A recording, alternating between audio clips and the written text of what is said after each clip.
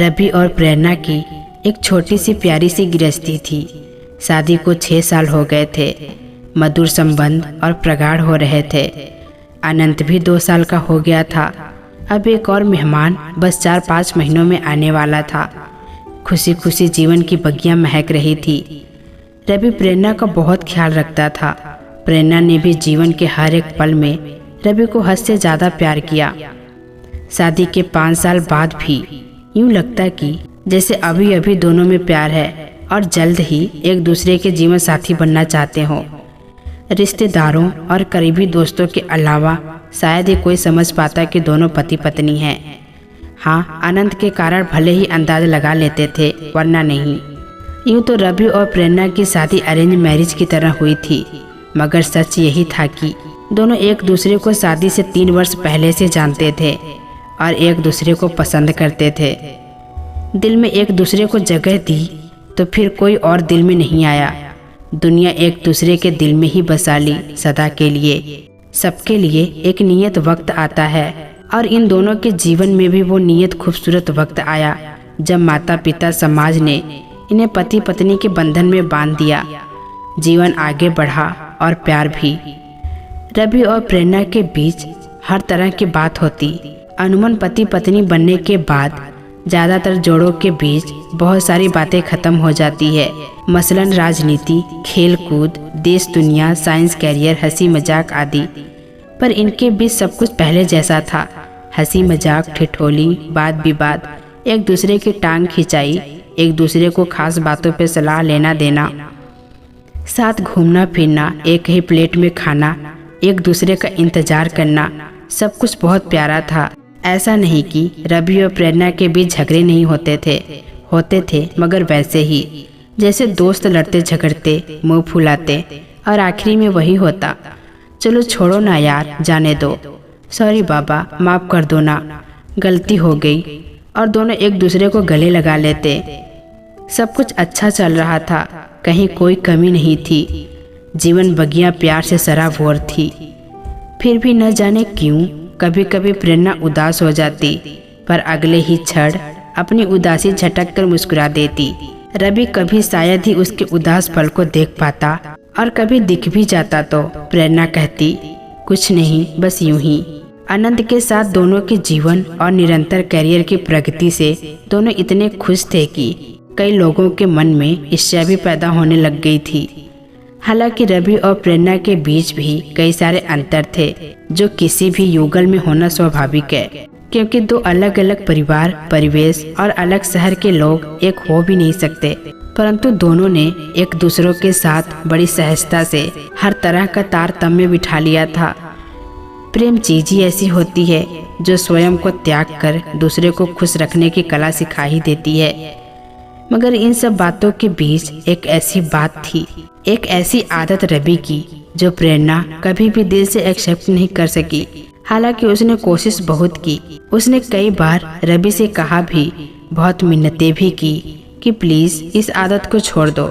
ये हमारी प्यारी गृहस्थी, हमारे रिश्ते, हमारे अगाध प्यार के बीच एक दाग है। कहते कहते तो अब 6 साल बीतने को थे।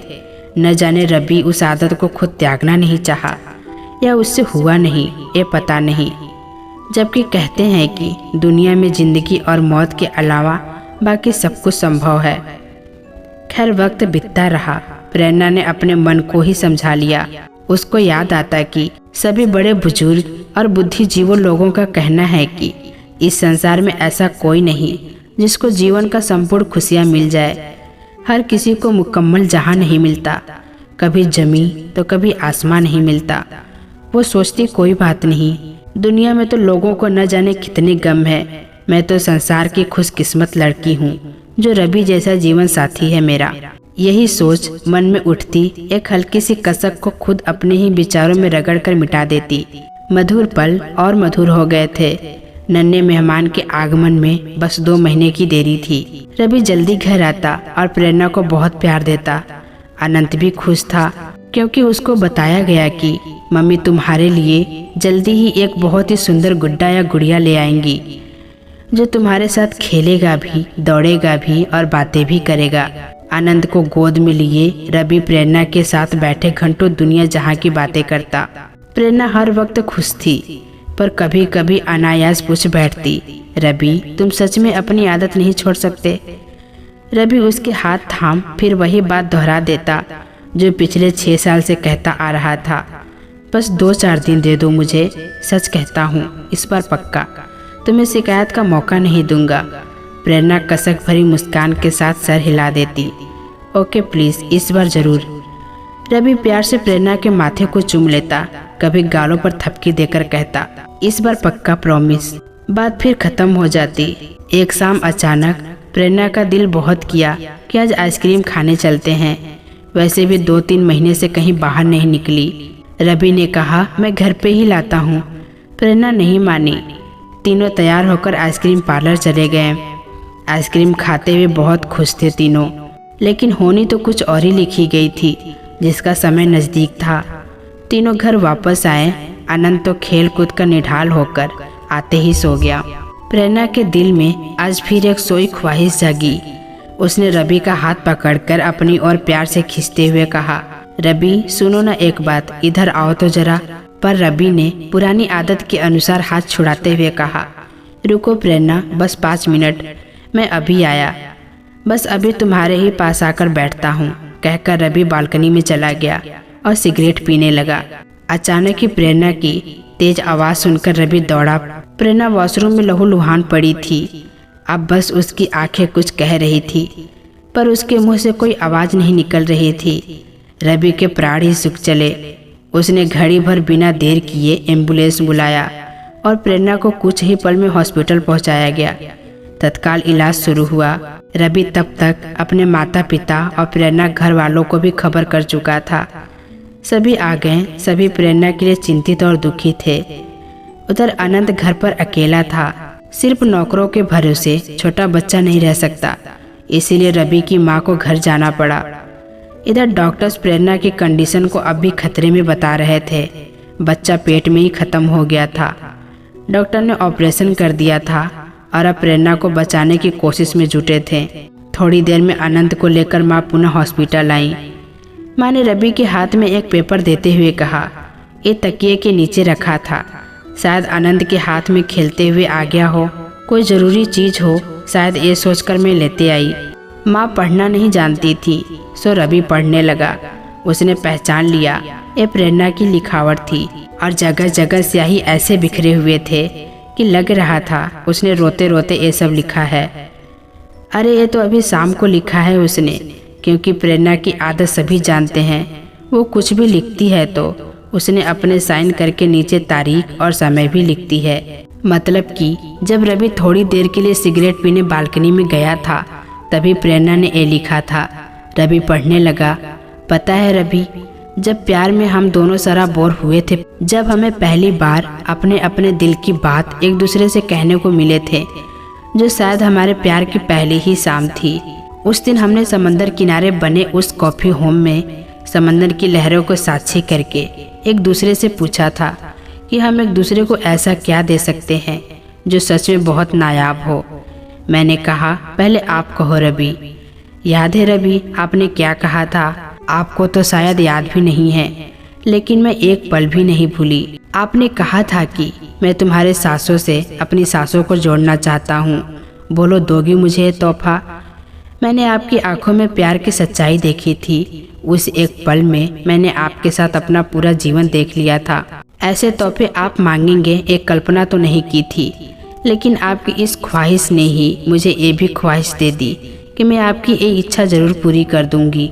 दिल में तो आया था कि अभी ही पूरी कर दूं, पर मैं शादी के बाद आपकी ये इच्छा ज़रूर पूरी करूंगी, मैंने ये सोच लिया था।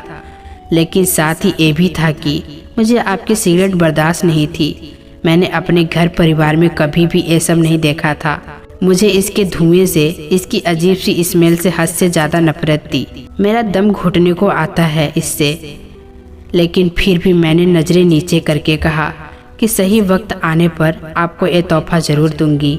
आपकी आंखें खुशी से चमक उठी थी। मुझे बहुत अच्छा लगा था रवि।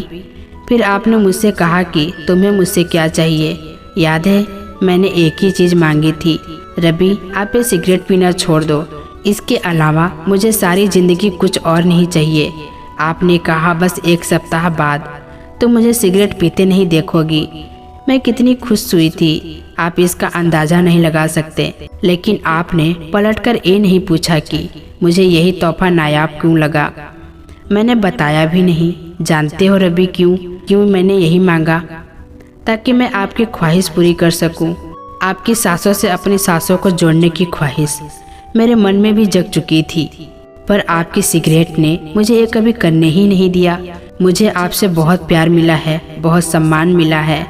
सच है कि आपको जीवन साथी पाकर मैं इस जहान में खुद को बहुत ज़्यादा खुश नसीब समझती हूँ। हमारे प्यार में अनगिनत पल हैं। हमारी एक दूसरे से नज़दीकियाँ तो शरीर और आत्मा की तरह है, पर बेहद अजीब है ना कि इतने करीब होकर भी वो पल नहीं आया कि मेरा वादा और मेरी एक छोटी सी ख्वाहिश पूरी हो सके।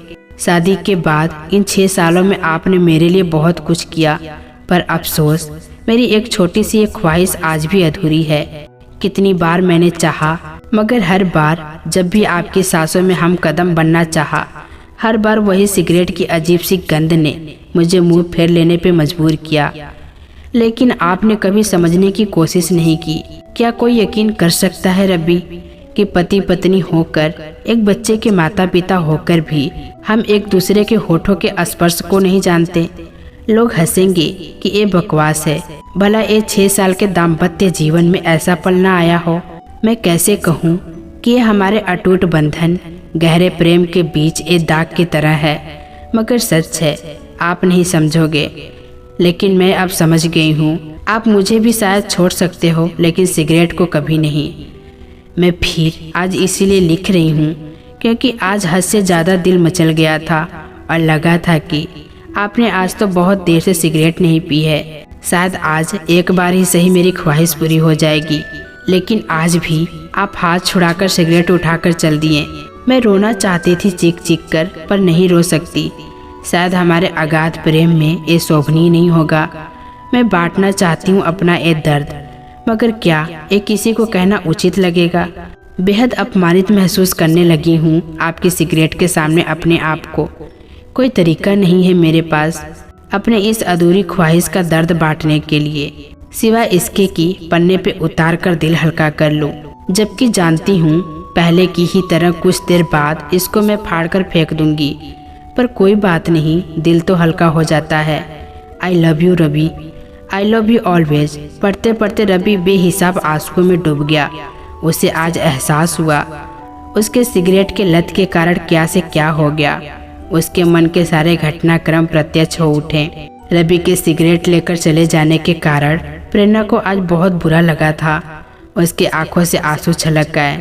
उसने पेपर पेन उठाया और अपने मन की सारी बात उस कागज पर लिख दिया और अपने मन को हल्का कर लिया। जब तक रवि सिगरेट खत्म करके कमरे में वापस आने वाला था, प्रेरणा का चेहरा आंसुओं से भीग गया था। वो उठकर मुंह हाथ धोने चली गई। जब वो वॉशरूम से वापस आने लगी, न जाने कैसे उसका पैर फिसल गया। ये उसकी संतप्त मन की दशा थी, या महज प्रेगनेंसी के कारण उसको चक्कर आया होगा, या उसकी जीवन की इतनी ही अवधि तय थी। ये तो परमात्मा को ही पता था, या फिर खुद प्रेरणा को ही। रवि पागलों की तरह डॉक्टर से कह रहा था, मेरी प्रेरणा को बचा लो, मेरा सब कुछ ले लो, मेरी जान भी उसको दे दो, मगर उसको बचा लो। लेकिन ये नहीं हो सका। 8 घंटे के अथक प्रयास के बाद डॉक्टर ने आकर कहा, हमने बहुत कोशिश की, लेकिन हम हार गए।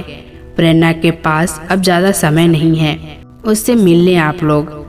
रवि बदहवास प्रेरणा के पास पहुंचा। प्रेरणा की आंखें शून्यता से भरी थी। रवि ने उसका हाथ थामा और पागलों की तरह कहने लगा, प्रेरणा मुझे छोड़कर मत जाओ, मैं तुम्हारी हर बात मान लूँगा, आज से और अभी से। अब नहीं टालूंगा, 1 सेकंड भी नहीं, बस मत जाओ मुझे छोड़कर। प्रेरणा की आंखें रवि के चेहरे पे टिक गई। वो बहुत मुश्किल से जरा सा मुस्कुराई और अपने होठों पे एक मासूम सी ख्वाहिश सजाए हमेशा के लिए खामोश हो गई। तो दोस्तों, कैसी लगी ये कहानी कमेंट बॉक्स में ज़रूर बताइएगा। फिर मिलेंगे दोस्तों अगली वीडियो के साथ। तब तक के लिए अपना ख्याल रखना।